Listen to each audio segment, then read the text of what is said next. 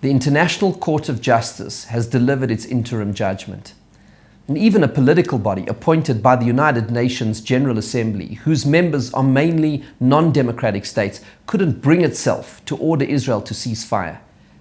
But we do not have to be grateful to them for that. They had no moral right to order Israel to cease its just war of self-defense in the first place.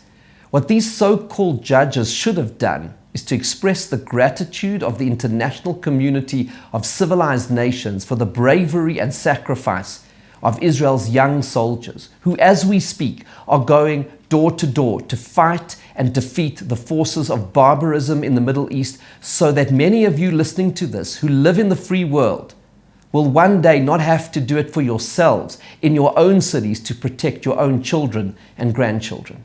This is not 1938. It's 2024, and the Jewish people do not have to go on our knees to beg for the right to defend ourselves against those who seek to exterminate us. My name is Warren Goldstein, the Chief Rabbi of South Africa, and here's why I say that. With God's blessings, we have a sovereign Jewish state for the first time in almost 2,000 years, protected by a powerful army, ensuring Jewish blood is not spilt with impunity.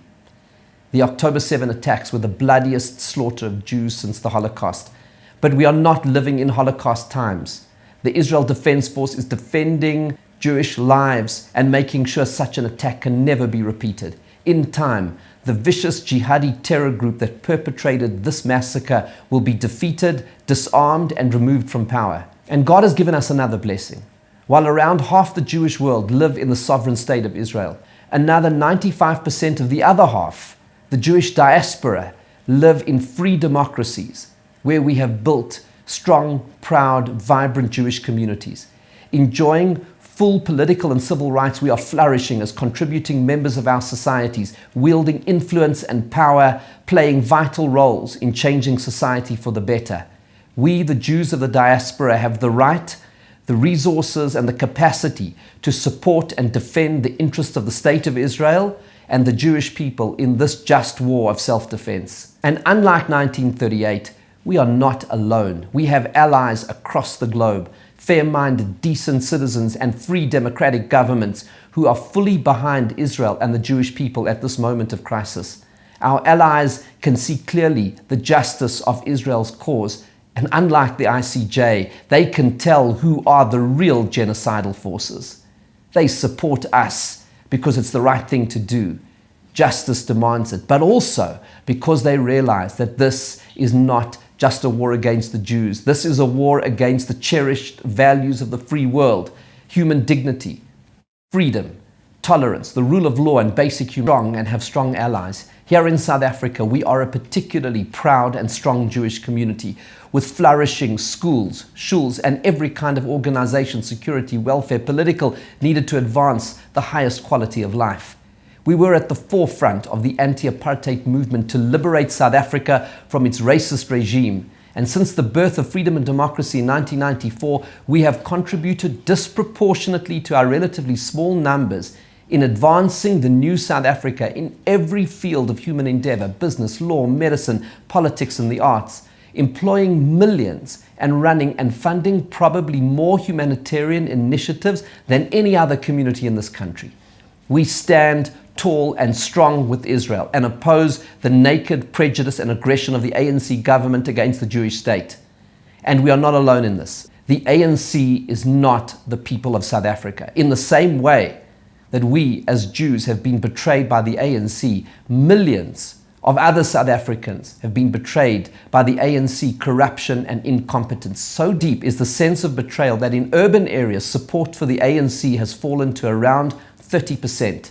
And it is the values, religious and political, of most South Africans that make the ANC's diplomatic assault on Israel a betrayal of this country. Just over 59 million of the total of 60 million South Africans are Christians.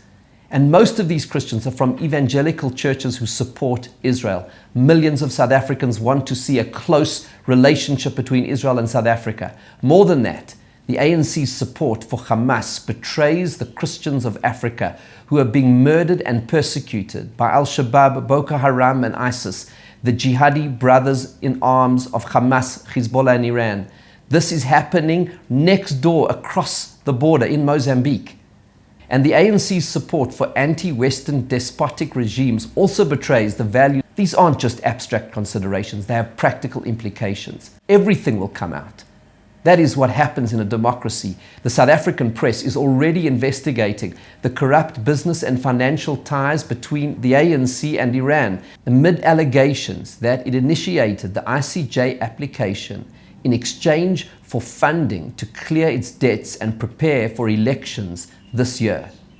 The truth will emerge, just as it did before, at the time of the state capture of all of the government's state-owned enterprises. And if it's happening again, and if this time the state capture is the country's foreign policy, we are going to find out about it. It's not just about the ICJ case. The truth of all of this is connected to South African telecoms company MTN's partnership with the world's largest and most lethal state terrorist organization, the Iranian Revolutionary Guard Corps. And that will also come out. I've seen the court papers of a class action suit brought against MTN, formerly chaired by President Ramaphosa, by families of those killed by the Iranian Republican Guard. And the matter is now being heard in the United States courts. All of the implications for current and former directors, including the president, for breaching severe United States sanctions against terror organizations and those who support them. All of that will come out and be felt. And now the latest story, broken by the Jerusalem Post, is one in which they accuse South African banks, Nedbank, Standard Bank and ABSA, of providing funding platforms for Hamas. I can tell you that I have written to the CEOs of these banks and have given them the opportunity to come and see me to provide assurance and proof that these allegations are without merit, failing which I have warned them that there are numerous local, criminal and international anti-terror laws that they may be contravening, and I will personally pursue this case in every possible forum to hold them to account. You see, they and others will find out that this is not 1938. We Jews are not just going to roll over. I've heard from so many senior community political business leaders in South Africa and the United States and elsewhere that we will not take this lying down anymore. The Jewish world is strong, and we have allies in the fight against the genocidal movements who threaten not only us but the civilized world exactly as the Nazis did. We are not the Jews of 1938 or of the Roman expulsion or of the Spanish Inquisition. We are not the Jews that were massacred in the pogroms of Europe. When confronted with fearsome enemies, Jews of previous generations had no choice but to take flight. This confidence and conviction in 1938, vulnerable, fearful, with nowhere to run and hide, and no allies in the world, we were sent to our slaughter. But with God's blessings, we have risen from the ashes of the Holocaust. We are a proud, great people with a long history that began when we were born at the foot of Mount Sinai more than 3,300 years ago. We have a presence stretching across the globe with an independent, vibrant Jewish state in our biblical homeland at our center. We have incredible resources and loyal allies. God has blessed us. We need to believe in ourselves, and we need to send the message to all of our enemies that we will not be cowed, we will not be pushed around, and we will not be slaughtered with impunity. This is a moral charge, and we will defend the survival of our people and indeed the free world from the forces of barbarism.